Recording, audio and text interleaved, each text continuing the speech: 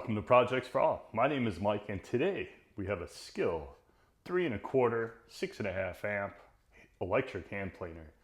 This tool was sent to me by Skil to review for you guys. So it'll be a quick video because it's an electric hand planer and there isn't a ton of stuff to look at, but it does have some features and we're going to go over that stuff. Let's get in here. We'll look real fast at what we got and then we'll see it work and see how it does. All right, Skil, let's see what we got in the box.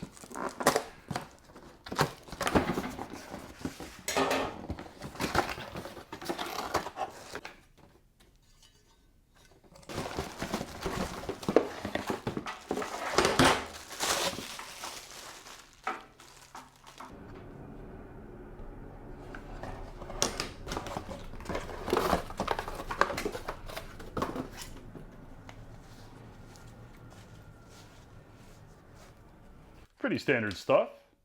Electric hand planer.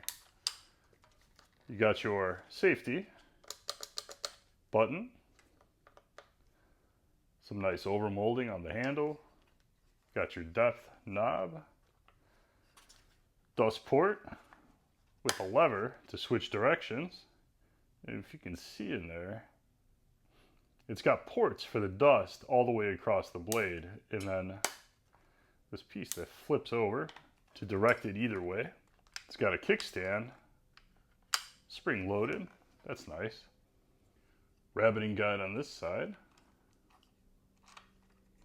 Got the other one on this side, that's for attaching your edge guide. Comes with a wrench, fits in there, so you can flip your blades over. That's standard. Blades that just reverse, readily available online.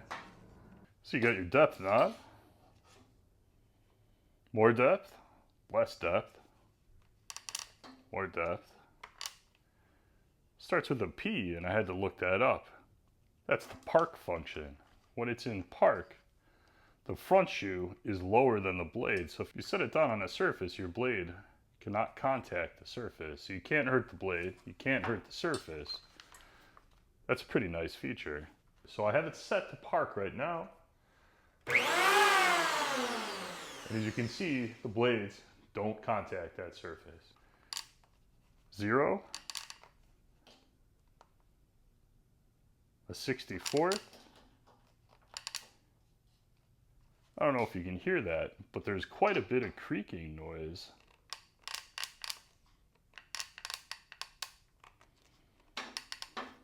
Max depth on this one, 5/64, which is 2 millimeters. And that's not a lot. The last one we reviewed went to an eighth of an inch. But I'm going to tell you, I don't know if I would ever plane more than that off in one pass. You're always better off doing a lot of passes at less depth than trying to shave an eighth off all in one shot. I don't think that ever works out good. Looks like they beveled the end of this to smooth it out a little bit. I guess kind of rough looking. I don't know if it's going to affect anything. I mean, it's probably better to have a smooth surface anyway, but yeah, somebody went at that thing with the grinder. So here was one of the complaints, one of the few complaints, was this little shoe here. The point of this, of course, is to sit on the surface here so the blade can't contact the work surface or anything else if you just set it down and it's still spinning.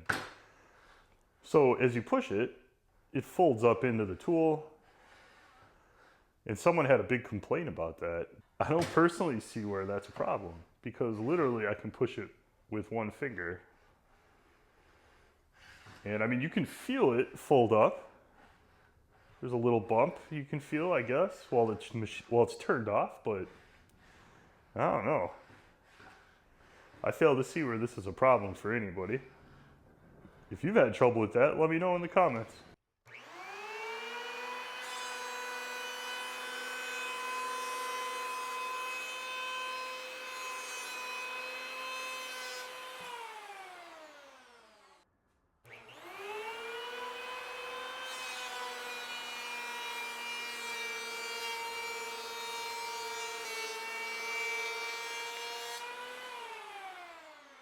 So it planed the 2x4 just fine. Let's try it on this door. It'll be a little easier to see. We'll make about 4 passes at a 30-second.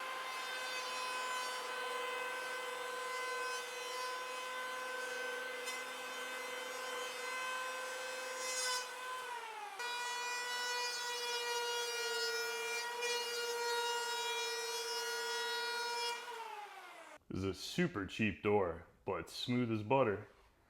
No problems at all. Right to the edge.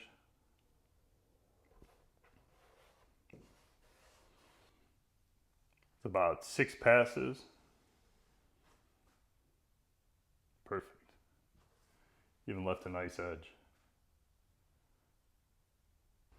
This groove on the bottom here allows you to run it on an edge, so you can get a chamfer off the edge. Let's give it a run and see how that does.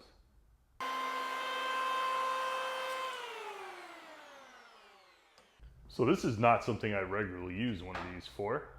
I have a lot of other tools that'll do a chamfer like this, but this is probably the best one I've ever done using an electric hand planer.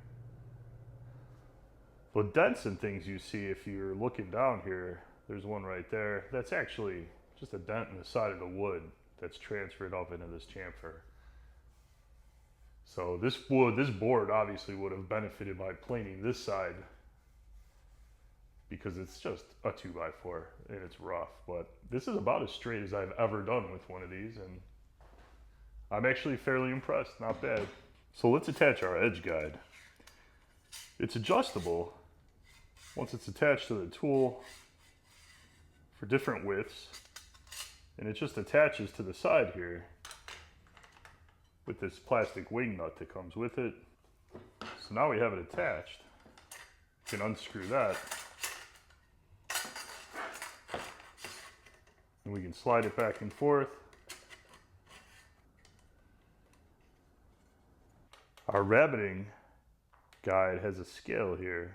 The 0 is right there. A little tough to see with the black. So 1/2 inch is there. Let's set it for a 1/4 inch depth, which is super hard to see, but about a 1/4 inch right there. So we have our edge guide here and our rabbet guide here, and this will allow us to plane just this half of this board until we hit this depth right here. So let's see how it does. It's a little more solid. I'm going to tell you right now, we're not comparing this to the Wen, but this guide here, while it still moves, and I'm still not super impressed, it only has one contact point here. It is a little more stable than the Wen. So I don't know, maybe we'll get a better result. If you watch that video, the rabbets I did with that were absolutely terrible. And just so you know, anytime I'm adjusting this, totally dead. I always unplug these when I'm fooling around with these guides. So everything's tight.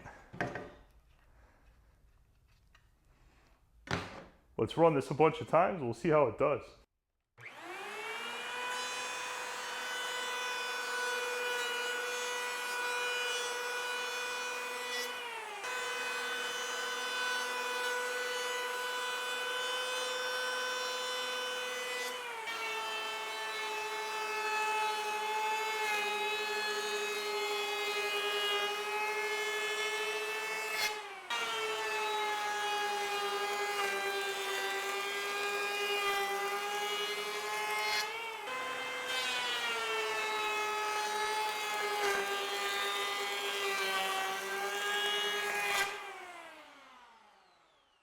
That is laser straight compared to the Wen. And it's the same guide design essentially. This one's just a little more robust and a little bit better. That is what I would consider acceptable.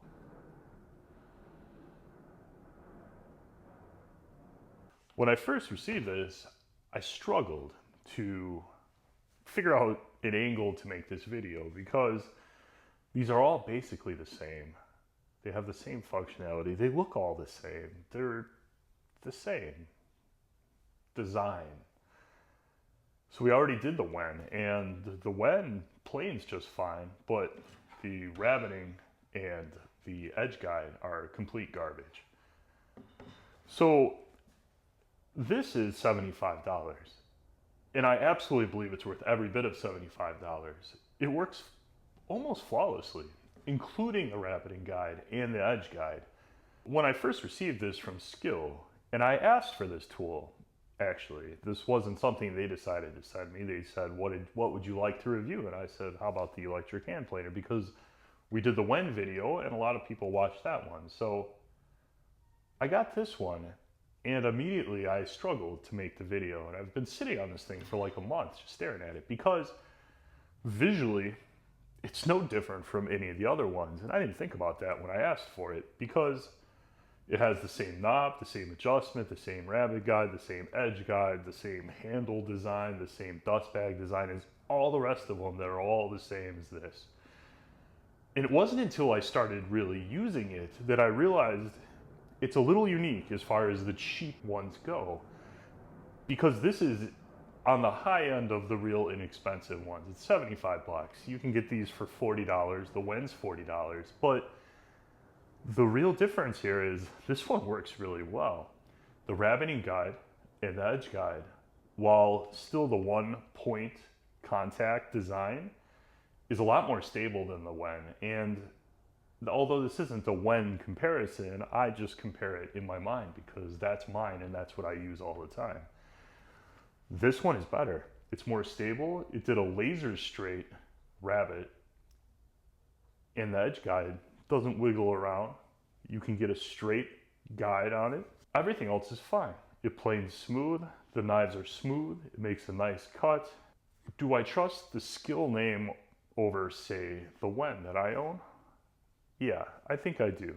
I think when you see things like just a little more thought and quality put into something like this that comes with the tool, and it works better than the one that's cheaper, I feel like, what else have they done inside this that I can't see that makes it a better quality tool over, say, a cheaper tool? And when you put a little more thought into something like this, I feel like probably there's a little more thought put into the inside of this tool also. Is this worth 75 bucks? Absolutely.